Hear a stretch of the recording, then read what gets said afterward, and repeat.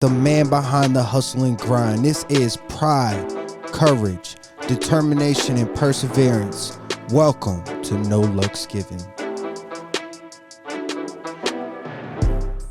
All right, and just like that, we are live with another episode of No Luck's Given with my co-host. Yo, Brother Luck. Brother Luck, and I'm Dana Keith in the building, man. Thank you so much. This is episode 20. 20 episodes, Episode man. 20, brother. Yo. Can you believe this? I can't believe it. You know, it's crazy because we were talking about this two years ago. We just started in the basement. Record. I'm doing my check real quick. We did this 2 years ago in the basement of my house. Yep. And then the pandemic happened and it just kind of fell off. Yep. And now here we are, fast forward in the studio. Yep. And we've done lives, we've done podcasts. Yeah. I mean, during construction, we were coughing in sawdust and wearing respirators. All my gear had sawdust on it. All my bags had sawdust on them. I do remember that. No, the journey is so special, man. And I think as we put our feet forward and we continue to walk, man, you just feel the soreness on the bottom of your feet, and you realize how far you've come. Man, you have a great way. You've been writing your book for a little bit too long. I'm in the book if you can't tell. Hey, look, brother is in the zone. So look, y'all, welcome to No Luck's Given podcast, man. I just want to make sure that I say this. Look, guys, if you guys are listening on Apple Podcasts, Spotify, thank you so much. Absolutely. If you're tuning into the video versions, you got to go to Chef Brother Luck's YouTube. And thank you so much for the people who have contributed and joined our Patreon, first and foremost, because we are putting exclusive content there and starting getting that flowing. So thank you so much. Yes. And just to kind of open this up, man, how's your week going, brother? What's going on? Birthday week? What they say, I looked at my wrist. I got time today. I got time today. All right. I'm feeling good, man. Let's talk about it, man. How's your week going? This is your birthday week. I do want to stress that once again. This is brother's birthday week. Happy birthday week to you. Yo. And how you feeling? What's your mind on? What you got going on? I'm feeling old, man. You feeling old? You know what I'm saying? You only ain't as old as you think. You know I'm what saying? creeping, you know. Nah, man, I'm doing good. How old are you turning? Tell the people. I'll be 38 tomorrow. 38 tomorrow. Yes. So if you're on the live, you know what I'm saying? Happy birthday, bro. You know what I'm saying? And then, look, if y'all listening to this through the audio, you know what I'm saying? Still hit brother up, say happy birthday week. You know what I'm saying? Because you'll still be celebrating. No, and you know, the best part is I have no idea. Like, Tina's like, look, you need to be done today by like 2:00. Good for you. And then you can go back to work on Saturday. So Good for you. I have no Good idea. For you. 2:00, you clock out. What kind of plans you got? I got no idea. I'm just, I'm just gonna roll with it and see what she's got in store. I trust her. All right. Got a round tomorrow morning, right? We are gonna sneak away and play some golf. Got a round of golf in Pine Creek. Yep. All right. So look, guys, I just want to make sure that I touch base on this because, this conversation has always grown, and like we started in brother's basement. It was before the pandemic. It was before like the pandemic was real. You know what I'm saying? And like these conversations in last week's episode really hit home with me because like it was such an organic conversation, like kind of like the people on the live see, like, sometimes we don't necessarily have the topic fully sculpted and we kind of talk through it. And last week was a great example, but it brought me back to how we started, which was literally just in the basement, talking shit out, like really diving into these topics. And today we're going to talk about like content creation and how you like the long lifetime value of, let's say, a video or even like just anything that you can make in a creative sense. But I just want to take a moment and just say like, these organic conversations is the reason why I wanted to start this podcast. And I wanted to take a second and celebrate the fact that we're on episode 20. You know what I'm saying? So I just had to take a moment, you know what I'm saying? And it took a little while to get there. And like we've had some, speed bumps, shit. If you're looking for last week's episode, it's live. You just got to go check it out, They're up, so we're getting better at hitting our targets, and it feels good, as well as like the video quality. I'm telling you, Jesus and Mero, we coming for you. We coming for y'all. Look, y'all. I want that Showtime contract. We coming for y'all. Yes. So let's talk about that, man. Like although like we're in the early, like we're watering the seed phase in this world of podcast world, but like where do you see this? I know when we began, like you were just like, I'll just be surprised if people listen. Yeah. Like where do you see this going now? Like Man. as we water the flowers, like I just want to take a second and kind of make sure we capture this episode 20 moment before we dive into the topic of today. No, it's so good that you talk about that, because when we started this 2 years ago in the basement, I was like, ain't nobody gonna listen to us. Like, I don't even know why anybody would care. Right. And to actually see followers and people hitting us up and people on the streets like, yo, man, I love the podcast. And listen, I had somebody from Chicago hit me up and go, man, I love that episode with you and Sauce and Dana from Chicago listening during their work week. That is so special. So I think, you know, when you look at where you didn't expect it to go, and now you look at today, where do we want it to go, man? I think we are on the cusp of something so amazing, so big, so huge, and it's all coinciding together. Like when we look at the book and how that's going to be impactful and where that's going to go and what opportunities that's going to create. But now that's given us direction for all this video content and the documentary and how we want to push that and which story we want to tell. And then you get the podcast, which, you know, just gives the opportunity to showcase and spotlight and discuss. And real. It's so real. It's so raw. And we talk about such good topics that, you know, a lot of people are not touching on. And it's not just food. It's not just video. It's not just entrepreneurship. It's a little bit of everything. It is. And I love that it's like it's an open platform, you know, because like, to be honest, as we think these things out, like we're ultimately like learning like through conversation. And that's what dialogue is supposed to be. Right. So like, you know, in this episode, like I kind of want to talk about like how we started, you know, today, not necessarily how we started, but today we were starting the conversation about, you know, the co-author that's helping you write your book. Yeah. Went back Shout out and to Marcus. Watched Marcus, what's up? Watched a clip about mental health, and it was a rather longer clip. I couldn't like 17 minutes. I couldn't cut nothing out because it was, you know what I'm saying, it needed all of it to make it full. So like to just have him go back and watch that and then pull out what did you say? How much content? So he transcribed the entire video. Oh, he transcribed it. So the whole video, 17 minutes worth of content. So he took that script and he was able to pull essentially 2 chapters. Right. Out of that video. So it just reminded me of the conversation we had a while ago where, you know, I move so fast and I do so many things, whether it's cooking or traveling or life in general, that I'm like, we need content. And I'm just constantly posting.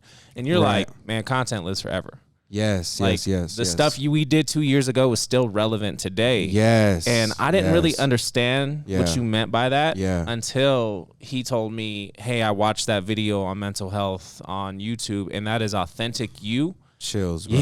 I got chills. And he said I was able to transcribe the whole thing. He goes, there's so many gems in there. I can't wait to watch more videos of you. But I also want to talk to Dana. Yeah. He's like, because what else do y'all got? Look, I got look at my chills, bro. That's so crazy because like it's so real to me, you know, just like the value of a piece of art. Yeah. You know what I mean? And a video is a piece of art to me. Now, when I hear you say that, like now you see like content has no expiration date. Like, God, like if I could be honest with y'all, some of my favorite, like, you know, maybe it might be like a social media person, like entrepreneur, whatever that's called. Social, what is that called? When like you're a social person, social media manager. Yeah, whatever. Like, there's a title for it. At any rate, one of my favorite people on social media, their best posts are recycled.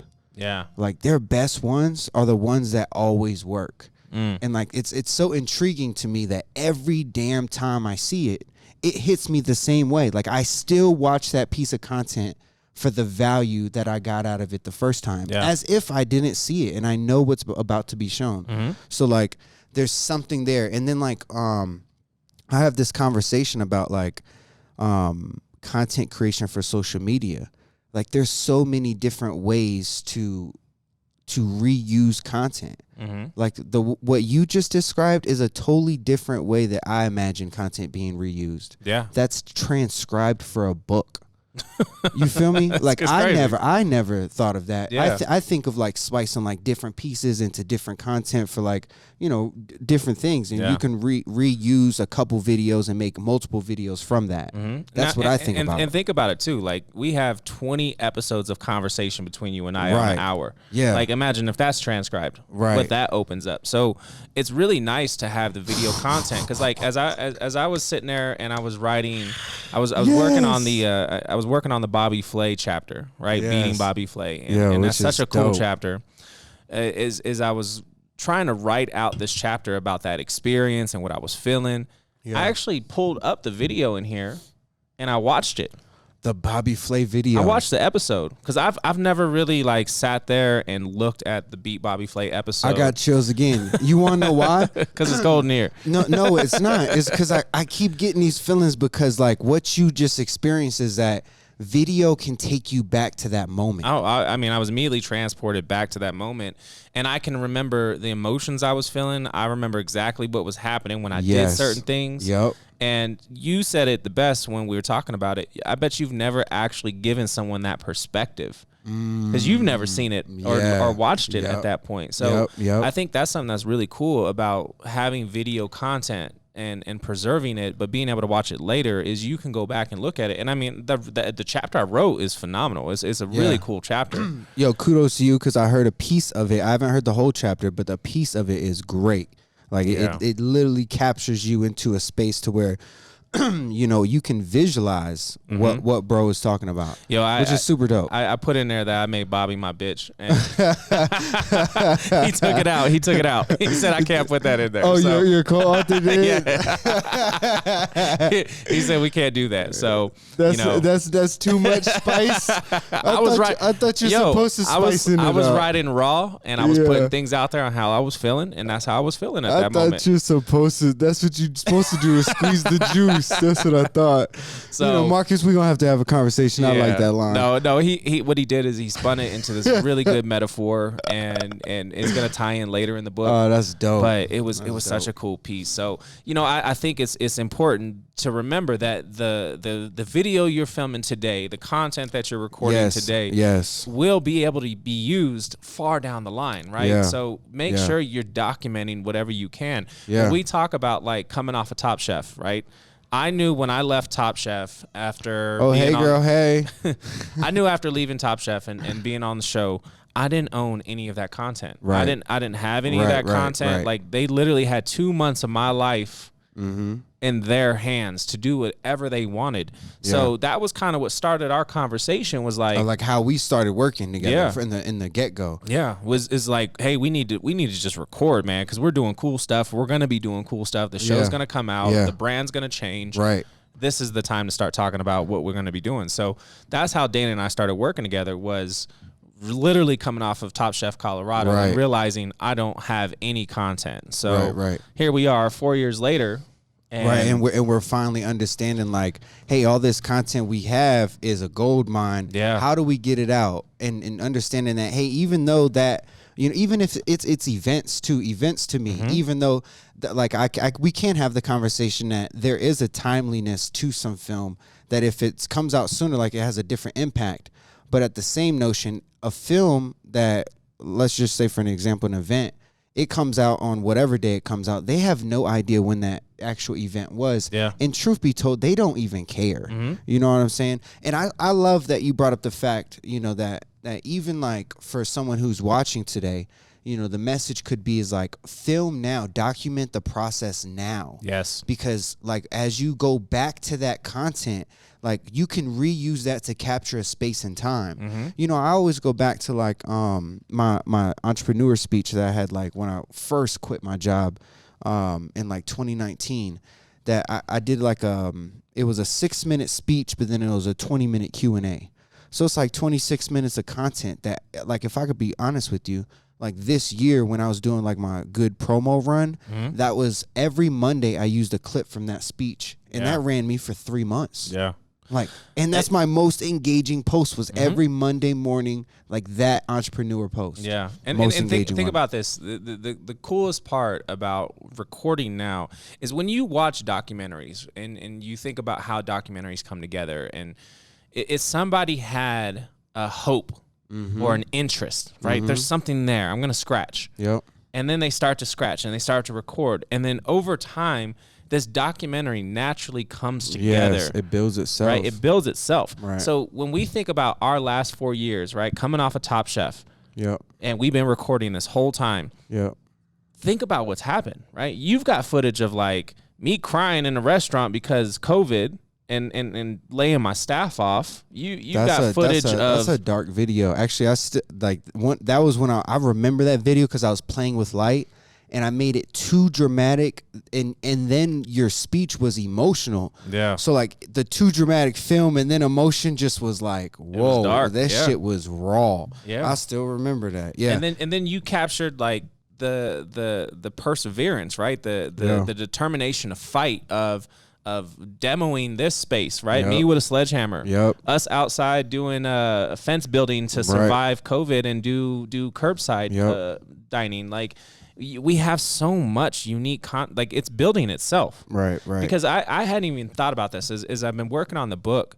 A lot of where I'm writing is the past. Mm-hmm. And somebody close who knows me really well, who's worked with me for many years, she said, I hope you're writing about the now. Ooh, because God, what you're doing that's so is good. giving people hope. You're giving people hope. You're inspiring, and you know people are watching what you're doing. So I hope you're writing about today. And it made me like, wow, she's absolutely right. So then I immediately go to like, oh man, I'm glad we've been recording all of this stuff because this is real time. That's one thing that I will tell you is that as I sit here and think about like as many stories that we've shared on the podcast. You know, and this is just to be honest, like we could create the whole damn documentary from the podcast. Yeah. And which is ironic because it's No Looks Given documentary and it's the podcast where we shared these stories and then we overlay like all the extra shit. Like that's kind of how I think it's building itself. Yeah. Like clearly to me. Just using like what I said, like the deep cuts that we have. Like, man, those first 5 episodes were deep. Yeah. And then I think as we figured out what we were doing, and then as well as like everything that we're kind of putting together, like the pieces to the puzzle came together. Like, I just see it as like the story is telling itself, and it's clear. Like, yo, some of these, I don't know if you've been watching like the podcast, but like, bro, like some of the stuff you be sharing is like, damn, I didn't know that. You know what I'm saying? To me, too, about your journey. And it's kind of eye-opening to then see it come full circle. So, like, I love how, like, you know, as even though how much I know about film, how much it continues to teach me. Absolutely. You know what I'm saying? I'm still learning. Like, even, like, this morning when you said that, you don't even know, like, my shoulders probably, like, drop, like, bro, thank you. Yes, the content lives forever. It has no expiration date. It's such good stuff, man. And I'm so excited to continue to move forward because, you know, in addition to everything we're doing of recording the podcast and working on a book and filming and doing all this stuff for documentary, plus, you know, you're running your business. I'm running my 2 restaurants. Like, we're doing all these extracurricular events. The brand is growing. I mean, travel's starting to come back on. Like chills again, man. Chills again, bro. You know, it's surreal, and I really feel like we're on the cusp of something so much bigger than just cooking or just film. Like I'm telling you, bro, all these steps that we're taking, they matter. That's what I keep coming back to that, like in my soul. Like last episode, we were talking about like stacking the wins. Yeah. Like that's where I'm at in life. You know what I'm saying? So like even thinking about you know, the future of the podcast, but I just have such a good feeling here as we're just, you know, taking a moment to celebrate episode 20. Yes, 20 episodes in. That's 20 hours of content that I've listened to us. Just, you know what I'm saying? Well, and I hope, you know, the goal of what we're trying to say as far as a message to everybody is you have to believe in yourself. You have to realize how great you are, how amazing you are, and the great things you're accomplishing every day. Like, you have to focus on that and believe that within your gut, your soul, because then it starts to happen. And then it's like, man, I told y'all so. Because I'm gonna just share this with you guys, because I want to make sure that's great that you brought it back to the audience, because it is important to understand, like, you know, the things that we're describing are really a product of the formula that we've been talking about on the podcast, which is, you know, pride, courage, perseverance, and determination. Like, that's what we've endured and lived for 20 episodes. And we're seeing the equation fold out in front of us, which is, you know, hard work and dedication, you know, then lead you to your next goals. And I even, like, as I was getting chills, like, I just thought about it, like, we had to take these steps to even get to that next step, to really get to where we're going. And that's the same thing that, since you brought it back to the people, that's the same thing they can do. So I'm just going to tell you guys, like, my whole thesis with content is document the journey. You know what I mean? Like literally turn the camera around to you and speak to your people, like whoever your people is, or are, whoever your people are. And like documenting the journey and the story will unfold. And that's literally, God, this feels so good, because that's literally like what we've done for 4 years. Yeah, you know, for me, it's so much deeper too. Like, that's crazy, y'all. Especially as I'm digging deeper into my story and my reasons why. Because I always question why. Why am I making the decisions I'm making? Why am I acting the way I'm acting? Like, what's the why? Yeah. And I always question, you know, why am I always on camera? Why am I always recording? Why am I always putting myself out there and being vulnerable? You know, a lot of it for me personally is my father passed away when I was extremely young, and there's not a lot of content of him. God. Right? Like, I've got like 2 video clips of him and his voice. That's so real. So for me, you know, I when I leave this earth, I want to make sure people still can hear my voice. Damn. I want to make sure that they can still resonate to how I was feeling and what I was going through. Yeah. Because it lives for so long. Ooh. You know, I'm watching videos from the early 80s. Yeah. You know, and I'm holding on to them so close. So I think that's a big reason why, for me personally, but that's why I hope you as the audience or the listeners is really getting the importance of why you need to record now. Yo, because you are doing amazing things every day, right? Your life is so important. Like, people are curious about how others live, and the way you feel is nobody else can feel that way. It's your thoughts. Yeah, it's your thoughts. You could inspire the young kid that, you know, it literally, man, this is crazy you say that, because that's legacy. Yeah. That's literally your footprint in the world. Is through video. Yeah. That literally defines that content is timeless. It's timeless. It has no expiration like date. I said, you know, for me, it's so much bigger than just cooking. Like, I love being a chef. It's a part of who I am. But I hope y'all caught that. That's so crazy. It's not who I have to be, right? We talk about that over and over and over. But like, when you're defining yourself, right, you don't have to define yourself through your profession. You have to embrace you. Yes. Right? Because you are something so special, so much bigger than whatever your craft is. So I don't care if you're cooking, you're making film, you know, you're working sales and marketing. Right. You still are you, and that is something so much bigger than your career. So it's easy to get caught up in the career, right? Because we have passion. Yeah. Right? And we get recognition. But we fail to do that sometimes in our personal lives. And I think that's where the miss is. Is we need to recognize and we need to celebrate the wins and the things you're doing in your life, not just your work. I love that you say that, you know, because that is truthfully, that's why we're taking like 20 minutes to sit here and kind of reflect openly with you guys, because we want to celebrate this win, like 20 episodes. I know, I'm be honest, man. I was up late last night chopping up that film and getting the project out, and I sat there and thought to myself, tomorrow I'm filming episode 20. It's crazy. Like really, really had to sit there and dwell in that because I just, I'm amazed. I'm really amazed.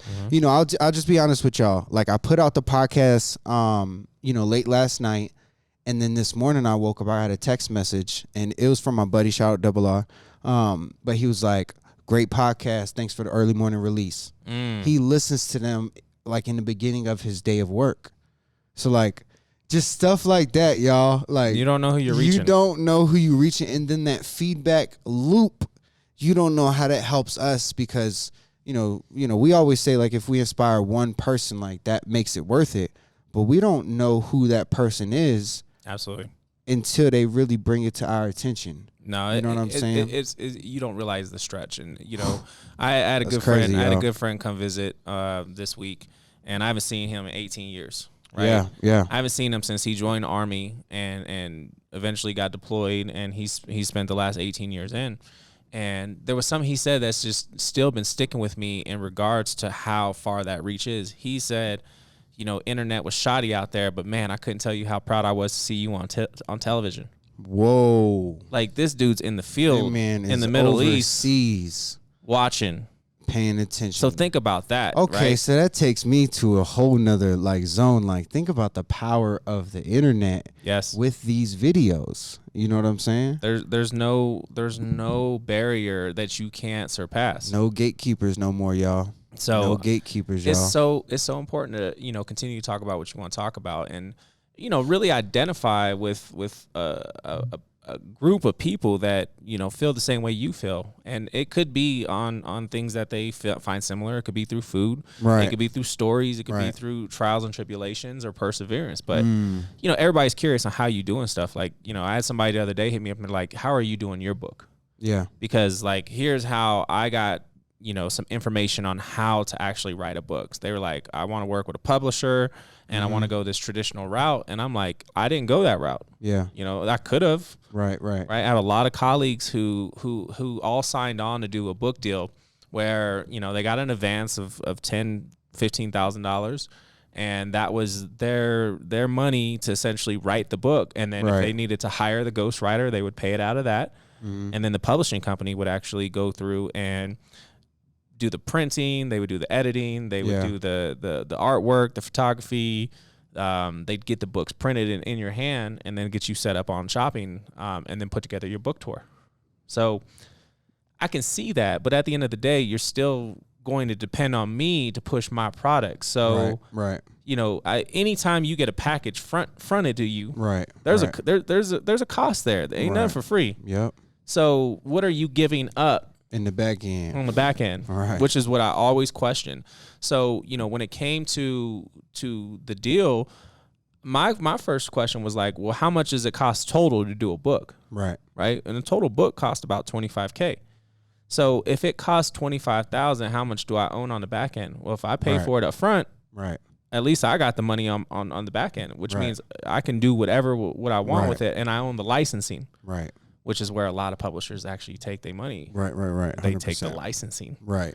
Because now you got to rebuy that book from them. Yeah. You don't own the book no more. I mean, you own your words, but they got first right. Right. Which is kind of like what we talk about with exclusivity deals in television. Yeah.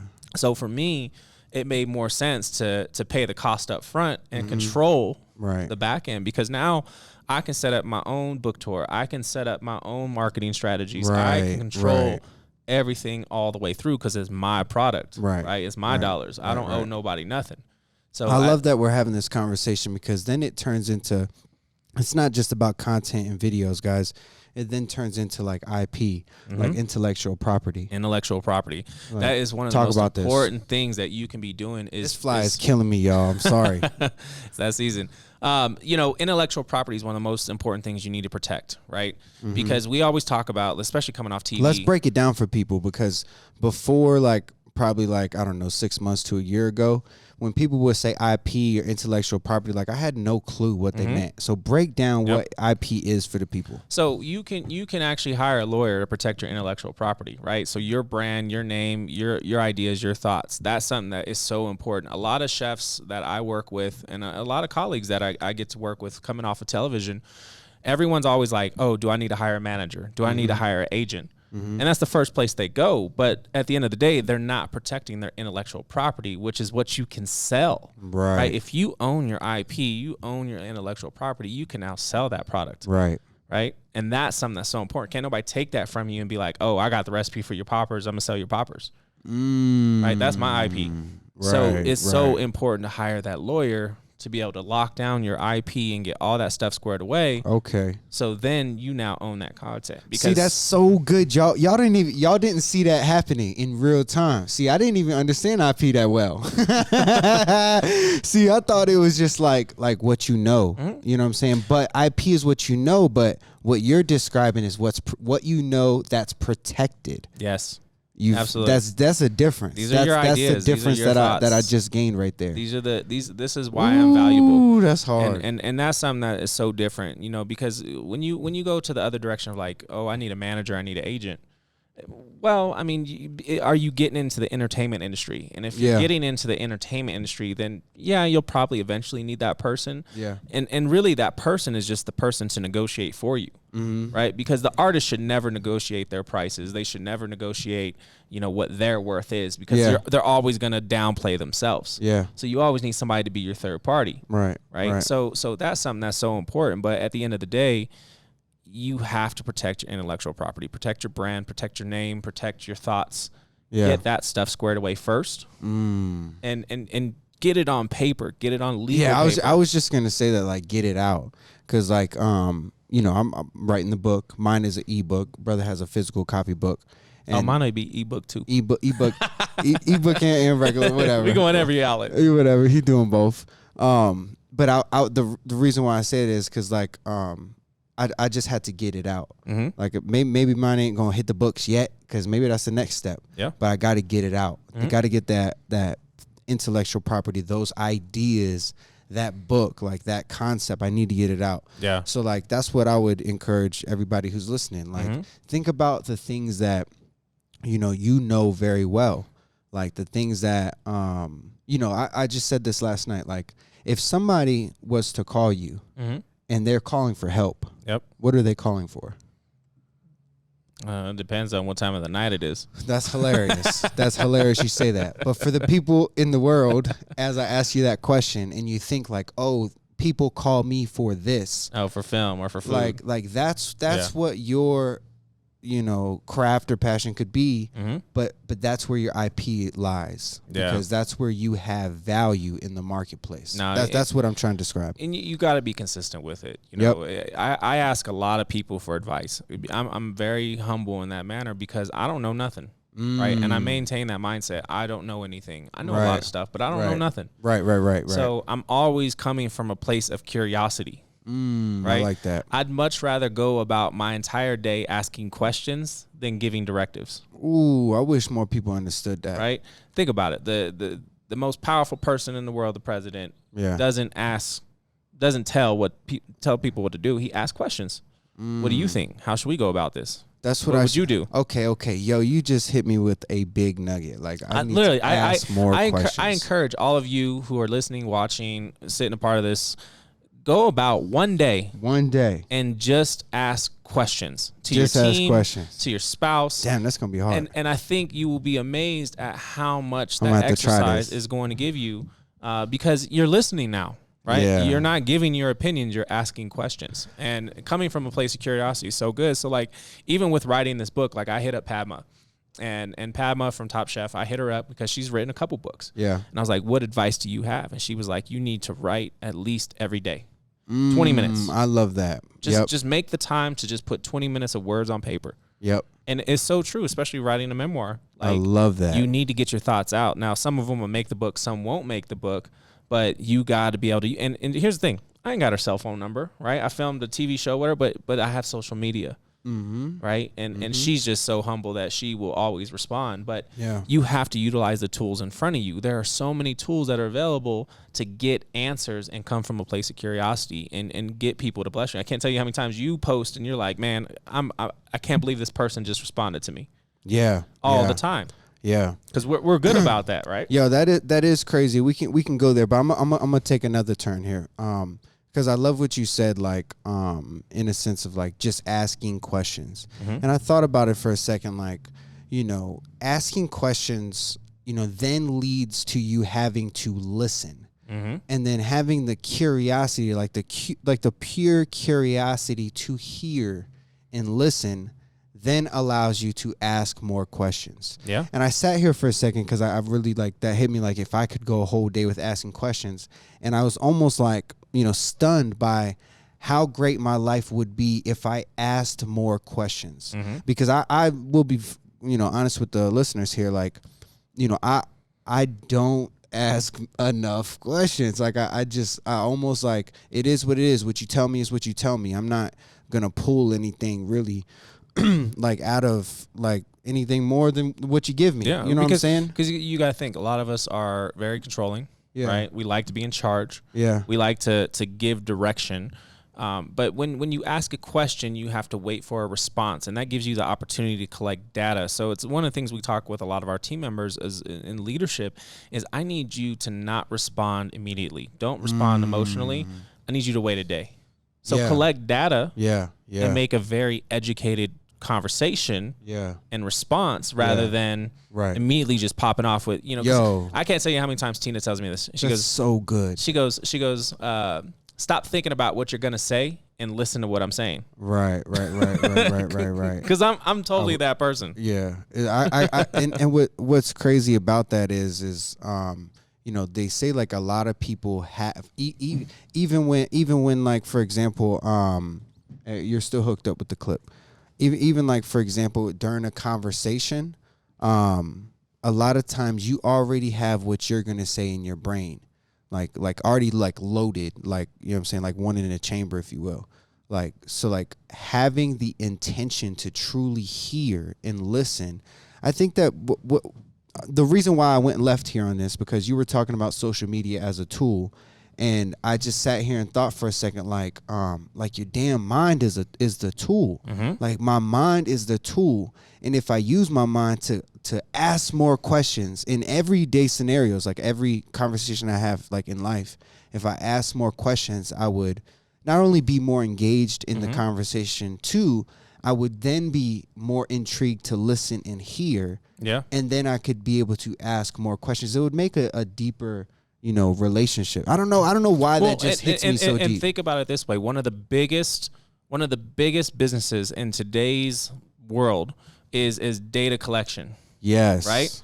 So your phone, your computer, the audio, everything's collecting. That's crazy. Everything's collecting your information, right? They're listening to everything that says, you know, what's going on, so they can make better decisions about how to market things to you, how to sell things to you. Right. So it's about listening. Yeah. And I think that we have to take that example to heart, because, you know, if we have all this IT information being collected, so they can make better decisions, that tells you in life that's what you should be doing. Right.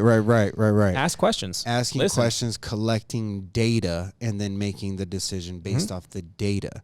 You know, I have a hard time, and you said this, and this is so beautiful that you said this, because I'm just going to be open and transparent. It's something that I've learned in the last year, which is basically, like, when I'm in the moment, let's say, for example, whatever you just described a second ago, like hot, whatever, I need to process it. Like, I'm data collecting, like, whatever that is. Like, I need a day, because I have to go write it out. Because if I don't write it out, then I haven't collected enough data to then process it. And only until I write it out can I really be what's the right word? Productive in any sense in the conversation moving forward. I have to have that time to data collect and process. No, I love this comment right here in the Instagram. Yo, IG people, we appreciate y'all. Comment, give us some questions, feedback. We'll put you in.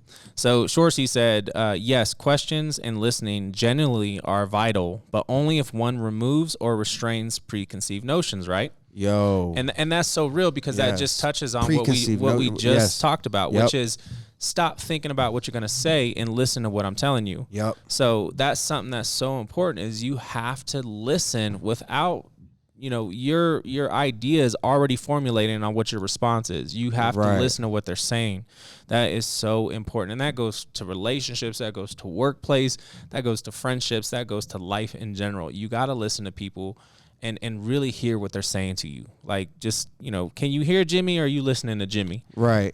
And I think it goes back to, like, as Jimmy speaking, like, what are you saying in your head, or are you listening? Yeah. You know what I'm saying? All right, and then let's go back to what you were saying, because we were talking about, like, obviously the power of video and content and things of that nature, but we were kind of taking a second and talking about the power of social media. Yeah. Like, I'm be real with y'all, like I'm not gonna drop some names and nothing, you know what I'm saying? But like brother's a celebrity. I got one celebrity following me, you know what I'm talking about? A celebrity in the car. Nah. Anybody check out all right, that's a backflash. But there are some celebrities that follow me on social media that I won't boast or anything, but I'll just say, like, I'm so addicted to, like, the power of networking through social media, and, like, it's a different tool. It's extremely powerful, and I love that you said that, because, like,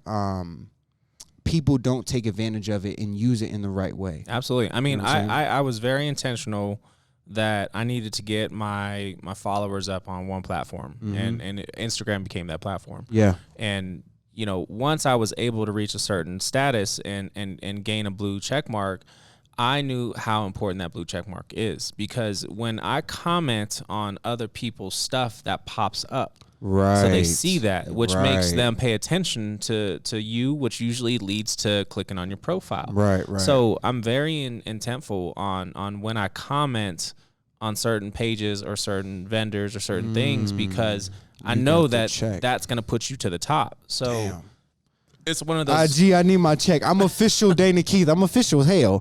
So y'all might as well give me a check. You know what I'm saying? And it is funny, because I didn't get a check for a long time. I know, we was talking about it for a while. Like, you was a celebrity already. No, I'm not a celebrity. No. Stop. Let's take a second, because like you're a human being and you're humble, and I love you for it. I almost said something else. I love you for it. I rock with you for it.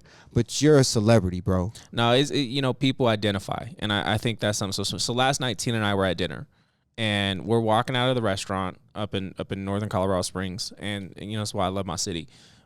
These little kids were like, "Chef Brother Luck," right? Like they yell. These are like little kids who were sitting next to us, and then, like, the dad was like, "You're our favorite chef." See, and I was like, man, see that right there is what's so powerful, because we've created a connection with a group of people, especially within our city. And that's what's most important. You have to connect with your local city first before you get any type of national love. That no one's going to rock with you if the city don't rock with you. Right. So let me go back to my point. My point is that they know you, they look up to you, they respect you. I'm not saying that that's what makes a celebrity, but that at least a good celebrity, but that's what you are to them. You know what I'm saying? So the reason hard to embrace, y'all. I know, man, it's because I'm friends with a celebrity. But look, this is what I'm trying to say to everybody, is that, like, even though bro won't say it, he's a celebrity. And the power of networking with people, and what was the book? It was like The Tipping Point. The book is called The Tipping Point, for anybody I'm looking for the reference I'm trying to describe. It's certain people that can help you tip your business. Yeah. You know what I'm saying? Or tip your objective, tip your goal. Mm-hmm. You know what I'm saying? And that's what I was looking for. The verbiage earlier was social media influencer. That I couldn't describe earlier. Well, the most important part too is you have to attach your brand, whatever your brand is, to bigger brands. And that is something that I've been doing for years, and I realized the importance of, and it was because of Guy Fieri. When Guy Fieri came to Colorado Springs, they reached out to our restaurant, Street Eats at the time, and asked could they film Triple D, Diners, Dives, and Drives, and we declined. We said no. We didn't. I didn't want to be a part of the show. I didn't feel like the show was what we wanted to be a part of. Like, and I think a lot of that was ego at the time. Yeah. But when his crew came to town and hit up every single restaurant that they filmed at, right? And they did like 5 or 6 restaurants. all of those restaurants were so busy, slamming, way busier than my restaurant was. Right. And people were going crazy to chase down Guy Fieri. And I was so blown away by that, you know, I'm watching my Twitter, I'm watching my Instagram, and people are hitting me up. Why aren't you at Brother Luck's restaurant? Why aren't you going to see Brother Luck? This is our guy. This is our guy. Yeah. And I couldn't even bring it to light. Like, well, I said no. You know, so it's one of those things that's so was crazy. So powerful to me, was like how big his brand. I didn't realize that what the celebrity chef truly was. Like I always think that's such a silly term. Which it's funny talking about it because you still feel like it's a silly term. But, I do. But the way that I'm looking at, there's two sides. Like when we walk down the streets of New York, bro, people stopped you and they knew you. Yeah, that's crazy. That's a damn celebrity. Yeah. Like you're a celebrity. They weren't stopping me. And I'm a celebrity, y'all. You know what I'm saying? I'm destined to be a celebrity, but they wasn't stopping me. They were stopping you. But they knew you were Brother Luck. I'm so blessed at that. So I'm not here to toot your horn, but I'm here to let you know, like, bro ain't gonna say these things himself, but like you should there's some type of humbleness and respect to like doing it properly, I feel like, is what you do. Yeah. But there's some sense like, yo, this is my stage. Like I've earned this stage. Yeah. And that stage is the platform that you've created. So I want to give you flowers. And I think it's just because you don't want to get comfortable, because then you get knocked off your which is fair. Which is fair. Which is fair. You gotta fight to keep what you earned. But that's something that I love about you, and that's actually like one of the topics that I was flirting with bringing up was like, you know, for someone like you who, you know, you keep going, like how do you not forget about your successes? Like, well, you know, I've worked so hard to get where I'm at, and I've come from such a place of having nothing that I'm not scared to fall back down. Right. But I don't want to fall back down because I know how much it sucks. Yeah. So, you know, I constantly stay in the mindset of we have to fight for what we've earned. Right. We fought for this territory. We fought for these businesses. We fought for these people. We fought for this respect. Yeah. You have to maintain that respect. You have to maintain that ownership of it. Yep. And just because, you know, you get comfortable doesn't mean somebody's not hungry. So I know every day somebody in this city's coming for me. Somebody in this country's coming for me. Like they're looking at you as the next, you know, victim. They're looking at you as the next person that they got to knock off because they want that clout. They want that respect. So, you know, for me, I stay in that defensive mindset, which means I'm going to constantly keep grinding. I'm going to constantly keep fighting. And, you know, I'm always going to do me. I'm always going to be real about it. And some people don't like that. Some people respect it. And, you know, either way, I'm going to still continue to do what I have to do. Right. And I think that's just a mindset that I've stayed in. Is because it's not about the accolades, it's not about the recognition, it's not about the popularity, it's about the impact, right? And I get to impact a lot of people. I do a lot of stuff that people don't see, and which is you know why we don't talk about it, because I'm not doing it for the crowd. We're not here to do that, right? You know? But I will show it in the documentary. But it's about making the impact on people who don't have. So I think that's something that's so important, is to make sure. Appreciate you, Amanda. I agree the same.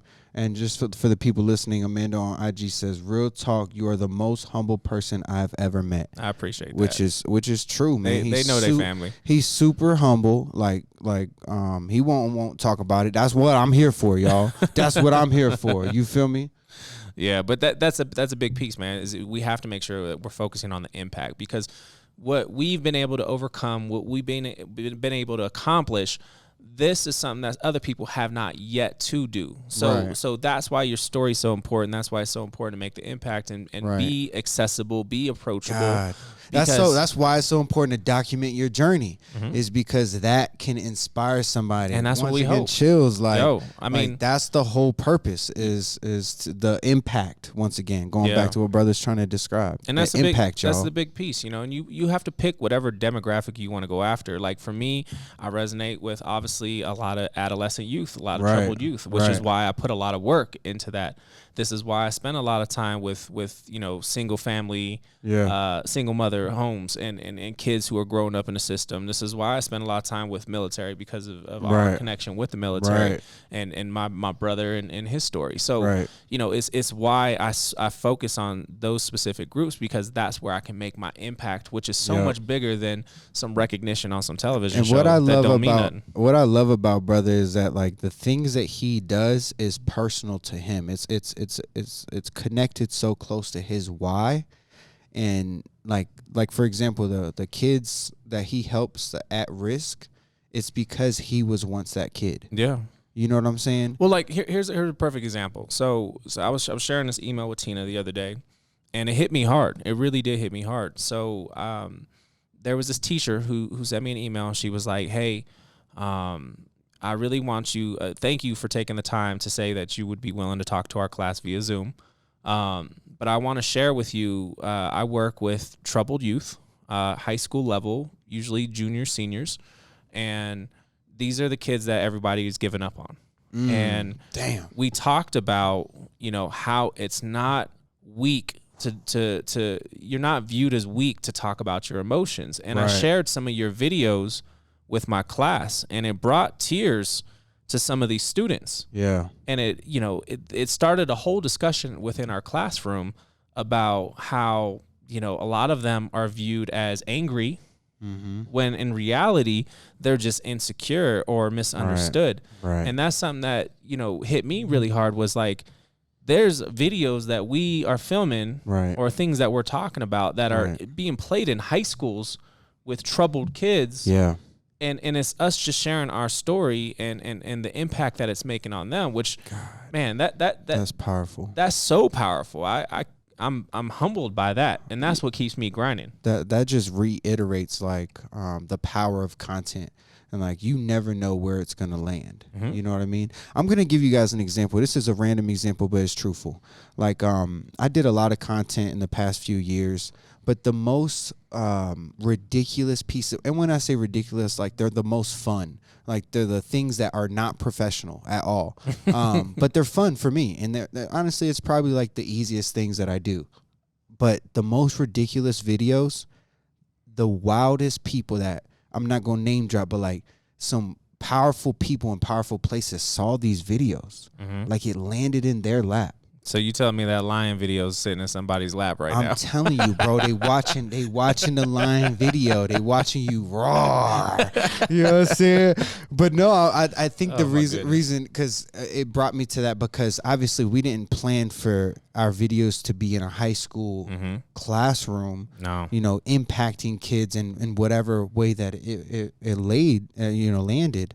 But I also didn't think like a ridiculous like skit video would land in a producer's lap of a Hollywood filmmaker. Yeah. You know what I'm saying? Like that's ridiculous. But at the same time, that's the power of social media. That's the power of content. Yeah. And that's the power of sharing your story. Well, and here's even a good piece of that too. Damn, that's deep. So the whole reason I ended up on Top Chef, what started it, right? And I applied for Top Chef for so many seasons. I wanted to be on the show. I felt like I deserved to be on the show.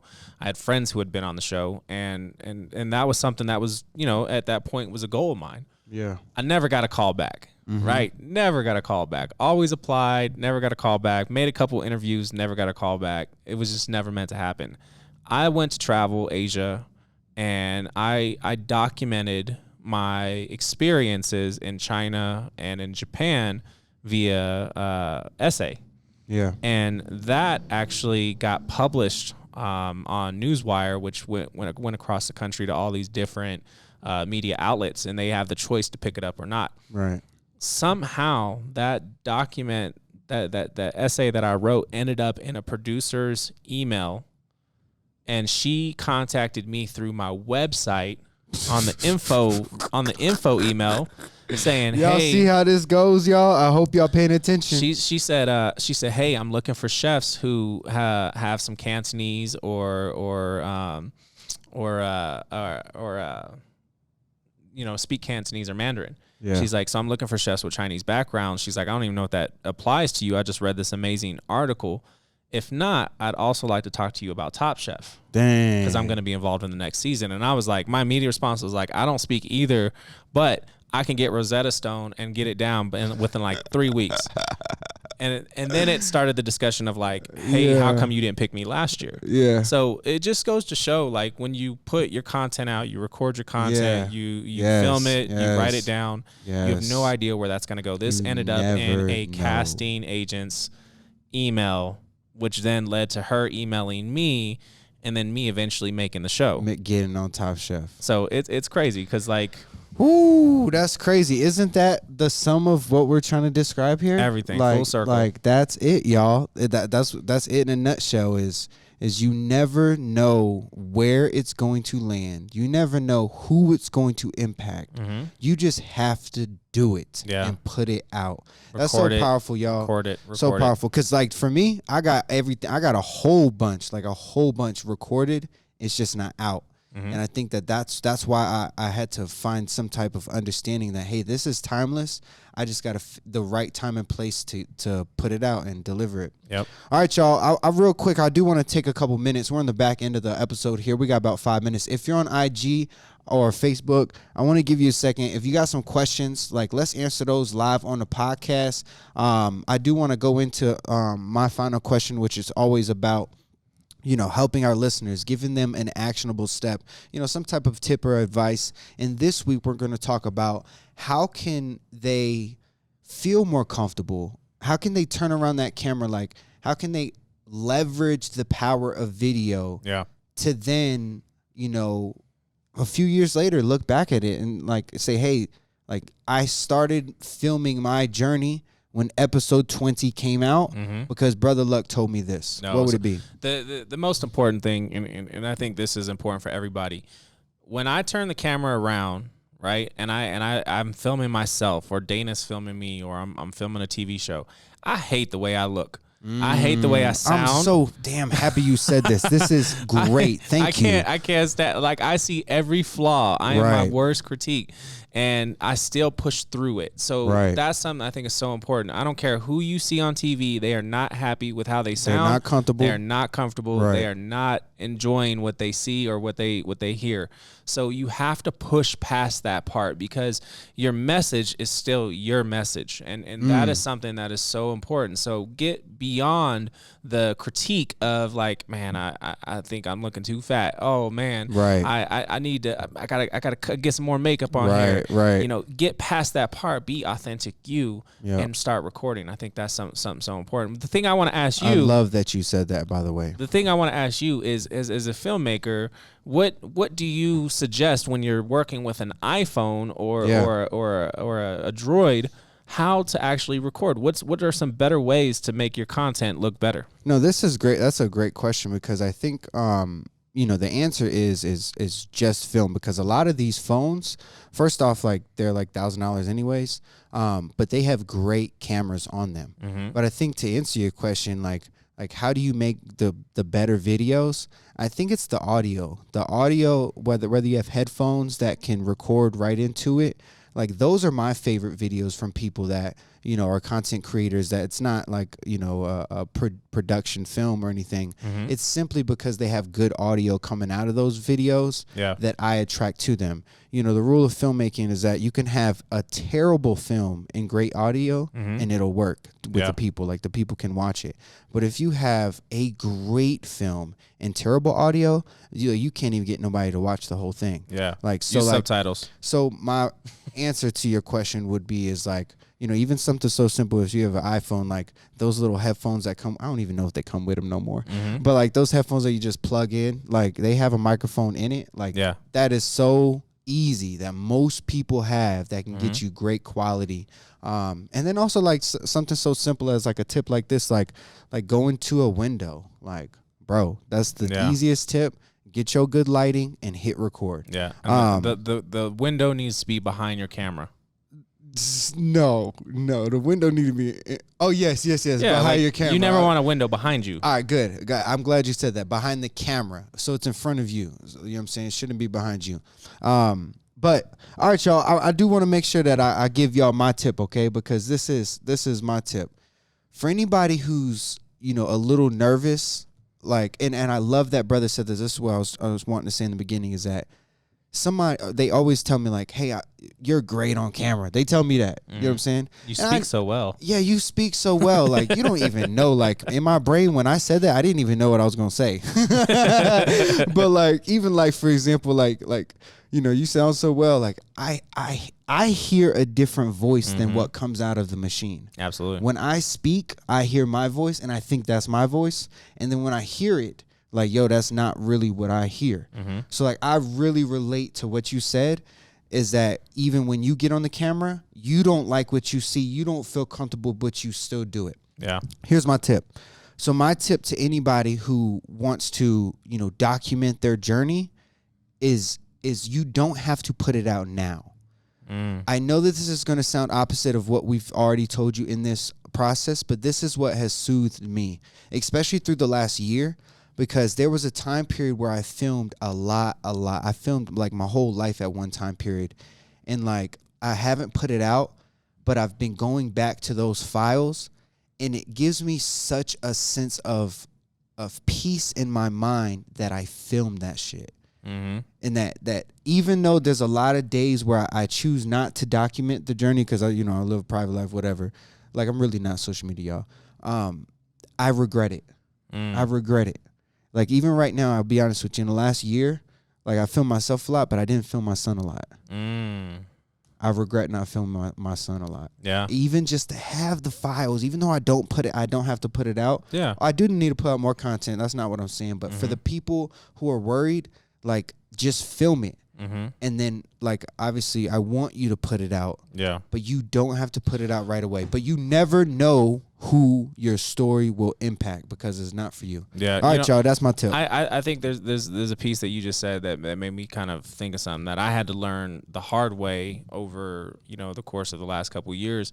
Not everything you film is for everybody. I love that. I love that. Some stuff is just for y'all. It's just for you, and embrace that. You don't have to share every single piece of your life and like, document. Oh I'm drinking a soda right now. Yeah. I'm doing a podcast. I'm gonna go work out. Like, not everything has to be on broadcast or on blast. You need to keep some stuff for yourself. You don't have to post it, is what you're saying. Yeah, I love that because like I do take a lot of pictures.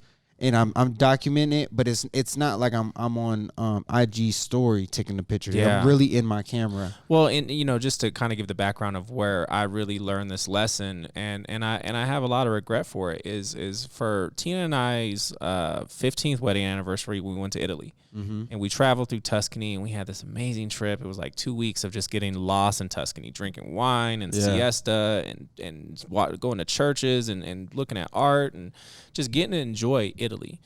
But I documented every single moment of it and posted it, right? You posted it all. Posted it all for like 2 weeks. Yeah. So when we came home, right, we've been out of the country, we come home, Tina is so excited to tell everybody about this amazing trip we just had.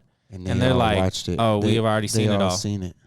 I took that away from her. Damn, I've never thought about this. This is a good gem. This is a different angle. And it's just a moment of regret that I have where I realize like some things are just for us. Yes. So I don't have to record every single trip I go on. I don't have to share every bit of life that I experience. Right. Because some of it needs to be personal. You gotta have that for yourself and for your partners.